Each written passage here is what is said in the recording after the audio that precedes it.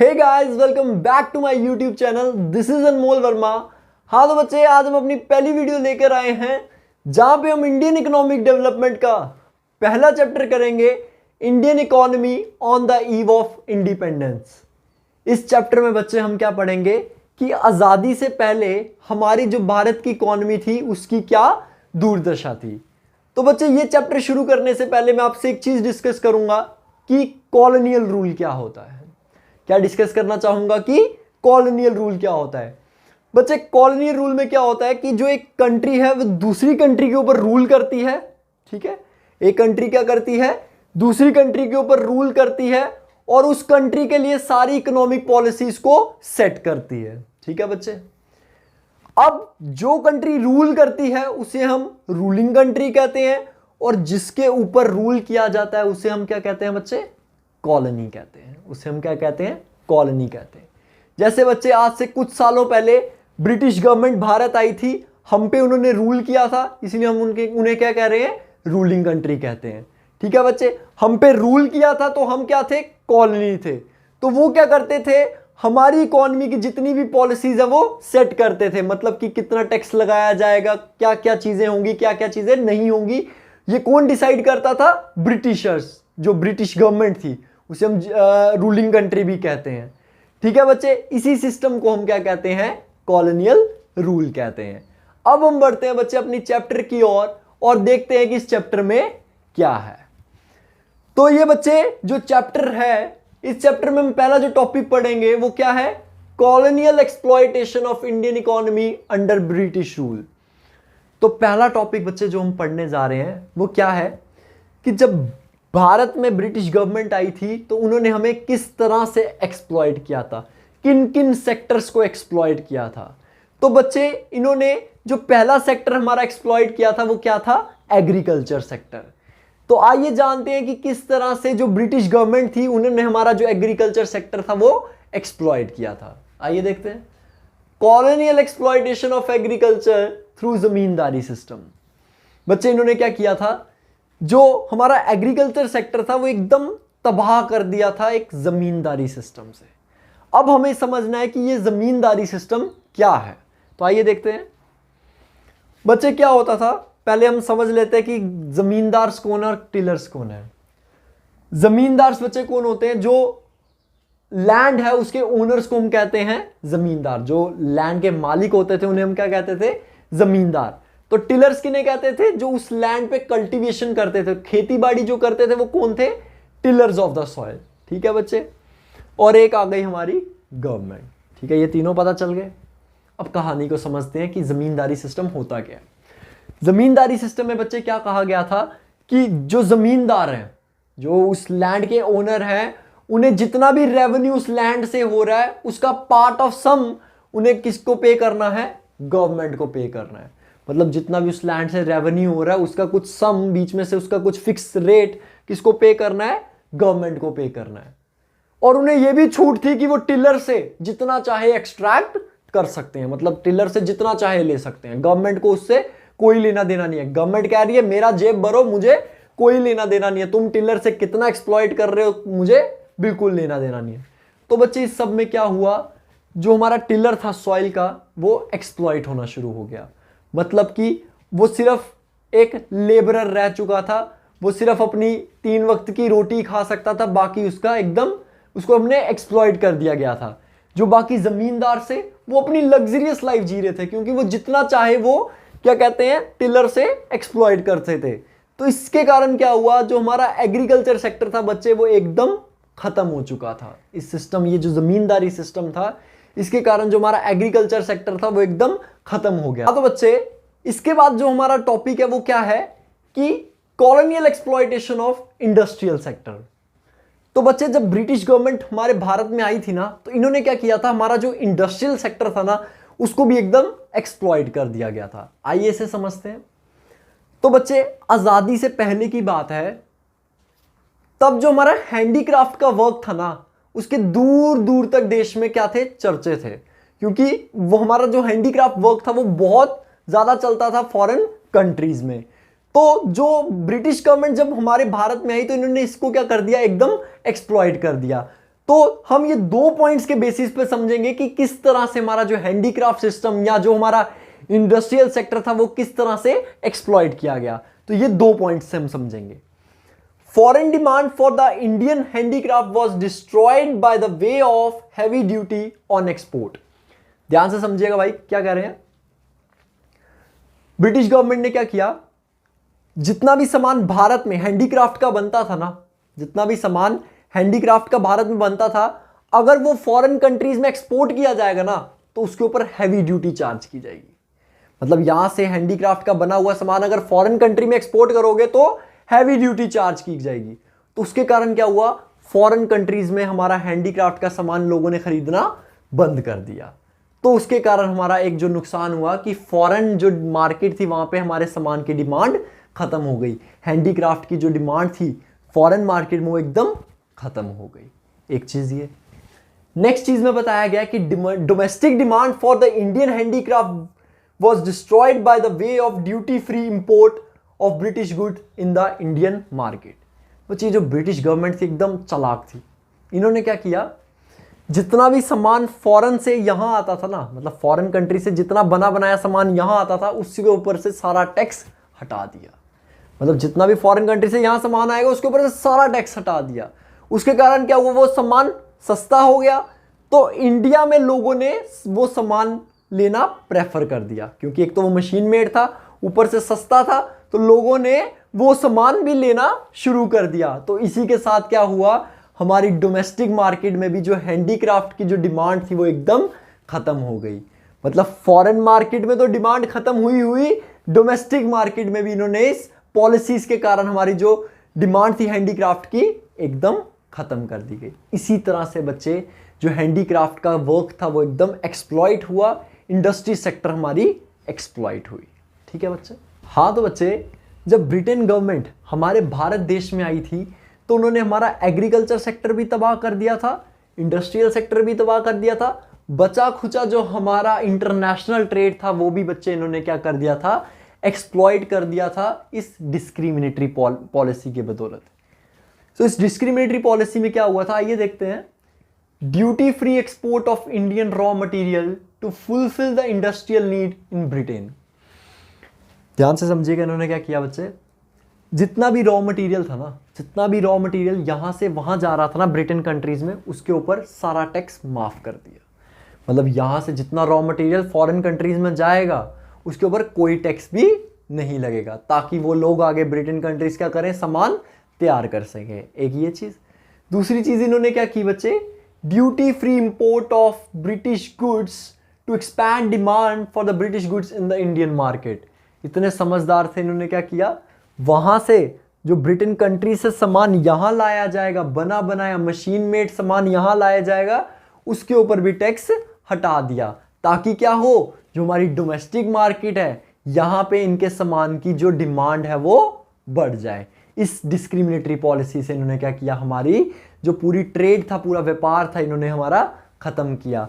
पहले तो यहां से सारा रॉ मटेरियल फॉरेन कंट्रीज में जाता गया बिना किसी टैक्स से, और दूसरा इन्होंने क्या किया, अपना जो ब्रिटेन का सामान था, मशीन मेड सामान था, वो यहां पे लाया बिना किसी टैक्स के, ताकि क्या हो, इसकी डिमांड बढ़ जाए और हमारी इकोनॉमी एकदम क्या कर दी इन्होंने, वर्स्ट कर दी बच्चे। होप सो बच्चे आपको ये समझ आ गया होगा। हाँ तो बच्चे, अब जो हम टॉपिक कवर करने जा रहे हैं उसका नाम है features of Indian economy on the eve of independence. मतलब कि अब हम इसमें क्या पढ़ेंगे कि हमारी इकोनॉमी के क्या हालात थे आजादी के दौरान। हाँ तो बच्चे, अब जो हमारा पहला फीचर आता है वो क्या है, स्टेगनेंट इकोनॉमी। तो क्या कह रहे हैं कि आजादी के दौरान क्या हुआ था, जो हमारी इकोनॉमी थी वो एकदम क्या बन चुकी थी, स्टेगनेंट इकोनॉमी बन चुकी थी। क्या बन चुकी थी, स्टेगनेंट इकोनॉमी। तो हमें सबसे पहले यह समझना होगा कि स्टेगनेंट इकोनॉमी कहते किसे हैं। तो बच्चे मैं लिख देता हूं यहां पे,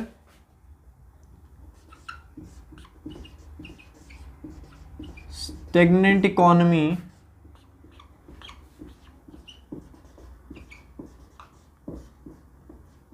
is the one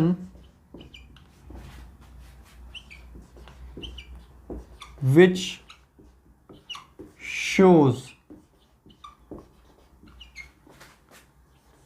little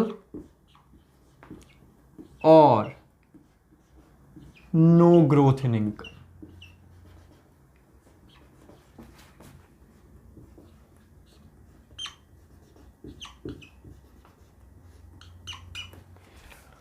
हाँ तो बच्चे, स्टैग्नेंट इकोनॉमी एक ऐसी इकोनॉमी होती है जहां पे जो लोगों की इनकम है, वो एकदम ना के बराबर है, या फिर आप कह सकते हो है ही नहीं है। मतलब कि जो इनकम में ग्रोथ हो रही है वो ना के बराबर हो रही है, तो उसी को हम बोलते हैं स्टैग्नेंट इकोनॉमी। फिर से रिपीट कर देता हूं बच्चे, स्टैग्नेंट इकोनॉमी एक ऐसी इकोनॉमी होती है जहां पे इनकम में ग्रोथ ना के बराबर हो रही है या फिर हो ही नहीं रही है, उसी को बोलते हैं हम स्टैग्नेंट इकोनॉमी। तो इसके कारण हमारी इकोनॉमी में दो इंपैक्ट पड़े थे। इसके कारण क्या हुआ था? दो इंपैक्ट पड़े थे। हमारी पॉपुलेशन में पॉवर्टी आ चुकी थी, दूसरी चीज स्टैंडर्ड ऑफ लिविंग जो था हमारा, स्टैंडर्ड ऑफ लिविंग था वो एकदम लो हो चुका था। वो क्या हो चुका था? एकदम लो हो चुका था। स्टैग्नेंट इकोनॉमी होने के कारण दो चीजें क्या हुई थी? हमारी इकोनॉमी में पॉवर्टी आ चुकी थी, दूसरी चीज स्टैंडर्ड ऑफ लिविंग एकदम लो हो चुका था। लोगों का रहने सहने का तरीका जो था एकदम लो हो चुका था। अब बढ़ते हैं बच्चे हम इसके सेकंड फीचर की ओर। हाँ तो बच्चे अब चलते हैं सेकंड फीचर की ओर, बैकवर्ड इकोनॉमी। तो बच्चे जो हमारी इकोनॉमी थी वो एकदम बैकवर्ड हो चुकी थी। तो ये समझना पड़ेगा कि पहले बैकवर्ड इकोनॉमी होता क्या है, आइए देख लेते हैं। बैकवर्ड इकोनॉमी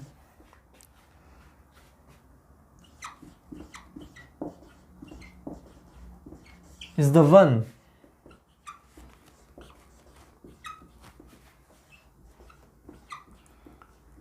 in which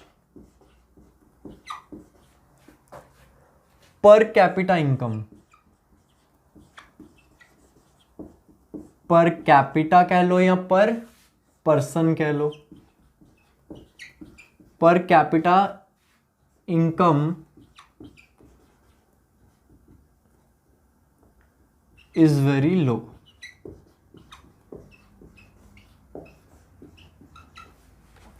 हाँ तो बच्चे, बैकवर्ड इकोनॉमी एक ऐसी इकोनॉमी होती है जहां पे जो पर पर्सन इनकम है, जो पर पर्सन की जो इनकम है वो बहुत ज्यादा लो होती है। तो आइए देखते हैं और क्या कह रहे हैं ये बच्चे। ये क्या कह रहे हैं, जो टाइम पीरियड था 1947 से लेकर 1948, जो टाइम पीरियड था 1947 से लेकर 1948, इस टाइम पीरियड में जो पर पर्सन की इनकम थी वो कितनी थी? Only 230 rupees. कितनी थी बच्चे? Only 230 rupees. तो इससे यह चीज पता चलती है कि हमारी इकोनॉमी एकदम बैकवर्ड थी और मोस्ट ऑफ द जो पॉपुलेशन थी हमारी वो बहुत ज्यादा क्या थी?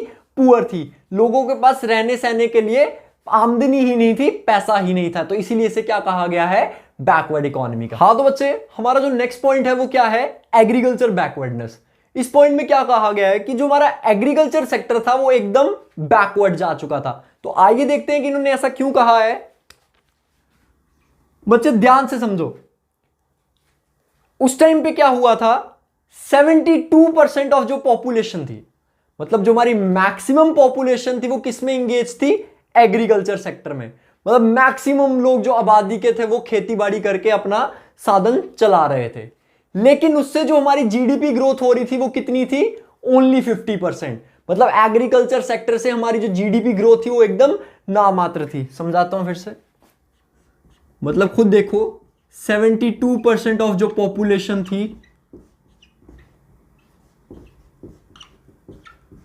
वो एग्रीकल्चर सेक्टर में इंगेज थी, मतलब वो खेती बाड़ी करती थी। मैक्सिमम पॉपुलेशन तब उस टाइम पे खेती बाड़ी करती थी।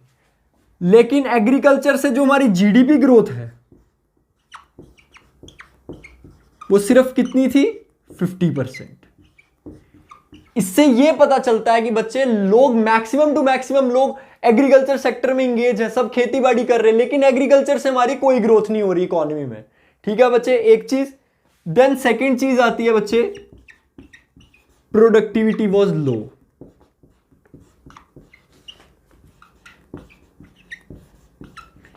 मतलब तुम्हारे जो वीट था, राइस था, इसकी जो प्रोडक्टिविटी थी बच्चे वो एकदम क्या थी? एकदम लो थी। ठीक है, दूसरा पॉइंट, तीसरे पॉइंट में क्या कहा गया है बच्चे, जो आपकी फूड ग्रेन की प्रोडक्शन थी,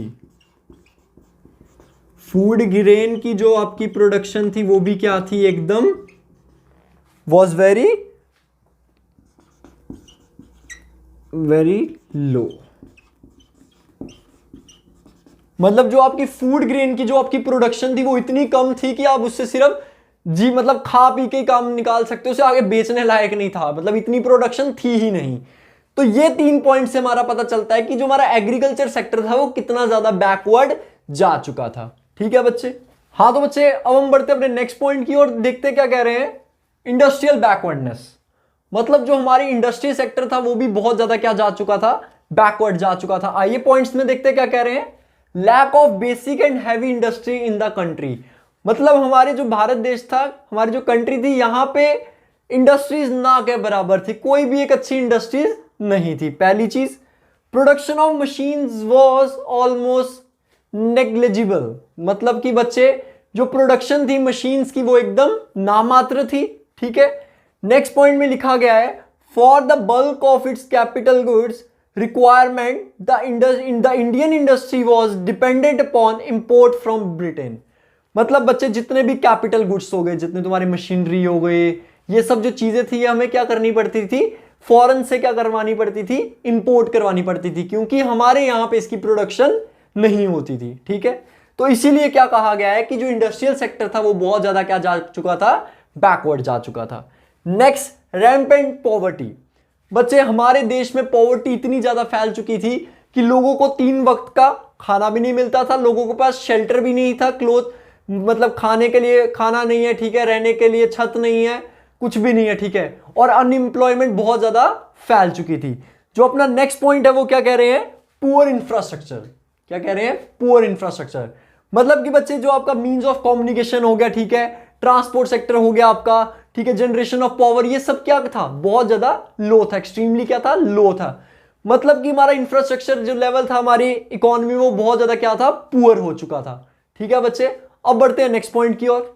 हाँ तो बच्चे अब हम बढ़ते हैं अपने नेक्स्ट पॉइंट की ओर, हैवी डिपेंडेंस ऑन इंपोर्ट। पढ़ लेते हैं क्या कह रहे हैं, the country had to depend on imports for machinery and other equipments of production. Armed forces of the country also depended on foreign imports for defense equipments. हाँ तो बच्चे क्या कह रहे हैं, मैंने जैसे कि पहले बताया था कि हमारी कंट्री में मशीनरीज की प्रोडक्शन बिल्कुल नहीं थी, तो हमें क्या करना पड़ता था, फॉरेन कंट्री से वो चीजें इंपोर्ट करवानी पड़ती थी। और हमारी जितनी भी आर्म फोर्सेस थी उनको भी क्या करना पड़ता था, जितना भी डिफेंस का सामान है, जितने भी डिफेंस की इक्विपमेंट्स हैं, वो क्या करनी पड़ती थी, फॉरेन से आपको इंपोर्ट करवानी पड़ती थी। दैट्स व्हाई यहां पे लिखा गया है हैवी डिपेंडेंस ऑन इंपोर्ट। मतलब कि जितना भी आपका डिफेंस का सामान है, जितना भी आपका क्या कहते हैं मशीनरीज है, ये सब चीजें हमारी क्या कहते हैं अपनी कंट्रीज में प्रोडक्शन इसकी नहीं होती थी, तो हमें क्या करना पड़ता था, इसे फॉरेन कंट्री से इंपोर्ट करना पड़ता था। क्यों करना पड़ता था, क्योंकि हमारे यहाँ का जो इंडस्ट्रियल सेक्टर था वो इतना अच्छा नहीं था। दैट्स व्हाई जो हैवी डिपेंडेंस थी हमारी इंपोर्ट के ऊपर थी। Next, limited urbanisation.